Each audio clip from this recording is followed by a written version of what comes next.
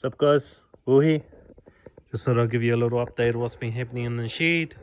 It's been about 2 weeks since our last video. So we've done a little bit, but not a hell of a lot. Weather's been a little bit rough. It's been raining mostly all this week.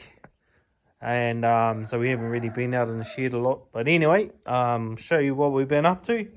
So the first thing I'll talk about is the shock towers. So we've changed the shock towers on both sides. They were really high. I'll show you what we cut out. So we cut out about 50-60 mils off one side and 50 off the other side. They must have been set up for taller shocks and springs. So yeah, basically that's what we chopped out of it. And also we've made new shock mounts to go onto the beam. So they're a bit lower as well, and these are a little bit lower. I put these springs and shocks on. So the yellow springs are 2 inches longer than what we'll probably end up running, and that chrome springs are a little too light. But we put it all on, and we sort of bumper heights weren't too bad, but it won't really sort of but we're in the ballpark for being about right. The other part we've done is we've tacked on a top steering part, so we can set up our steering arm to go towards our steering box. So we've kind of just made that up. Kind of just runs over the top of the beam. So that's that. So yeah, that's a shock tower for the opposite side on the beam, and then the shock tower. So that's been chopped down. So that's pretty much what we've done there. Probably either tomorrow we'll pull all this out and we'll be able to pull these bars and weld the beam up properly. So that's where we're at there.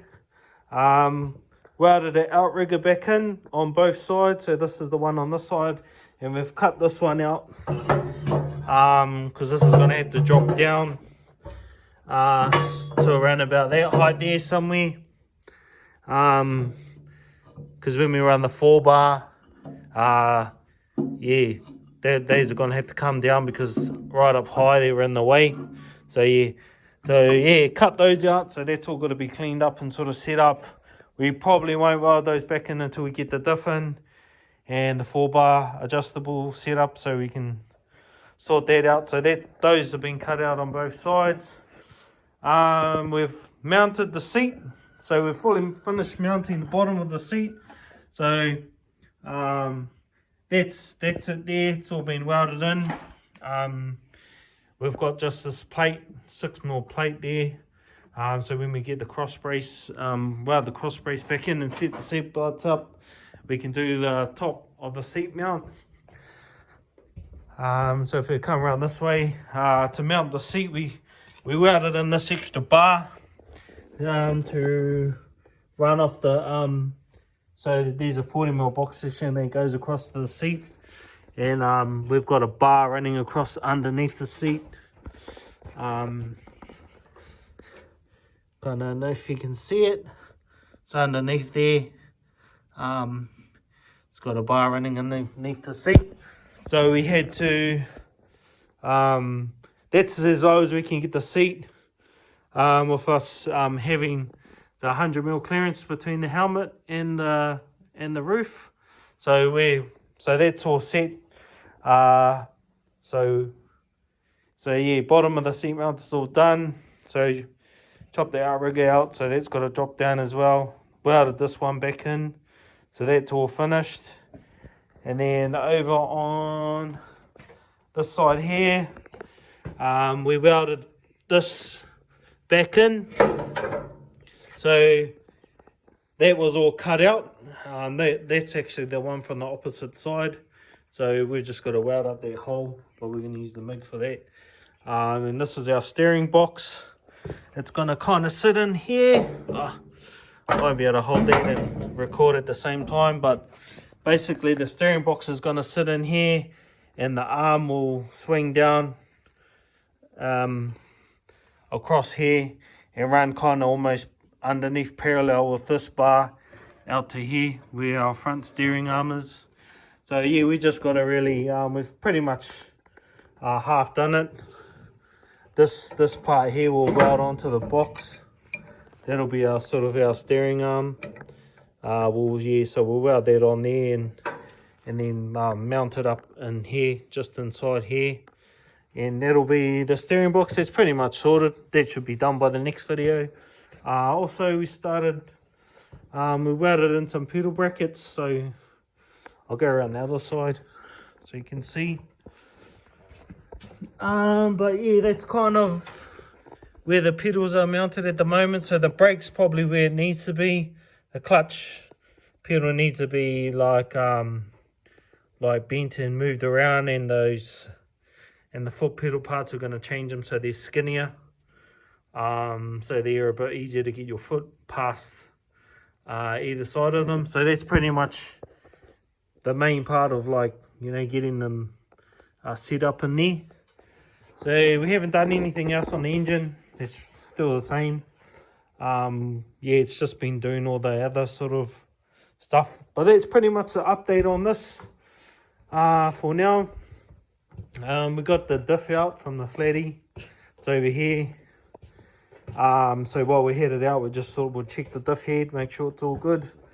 So we're running a 4.8 in this one, but everything's all good. Had a little bit of a scan in there, but none of the teeth are chipped or so everything's looking good. So we'll just clean everything up, put it all back in.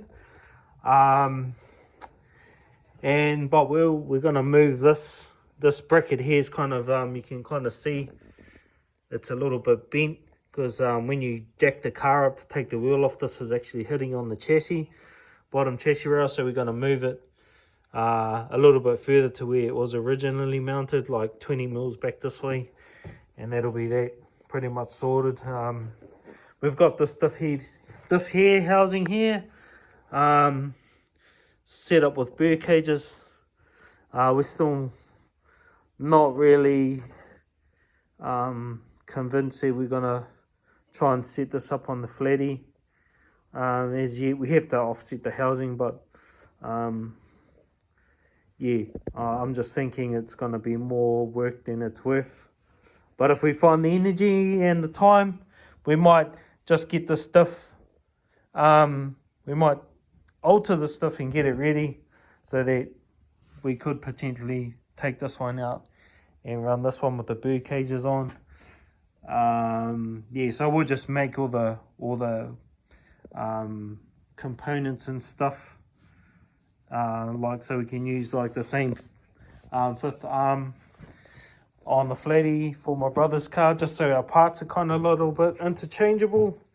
So yeah, that's pretty much the diff. So we'll clean it all up and put it back together. Everything's pretty sweet on that. And I'll show you last part, our chassis fix up. So giving it a bit of a lick of red paint, but so this is pretty much it all fixed up.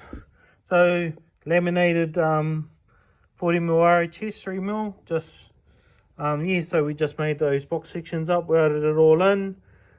This bar used to drop a little bit lower, so we've cut like 40 mils off the bottom and lifted it up a little bit higher.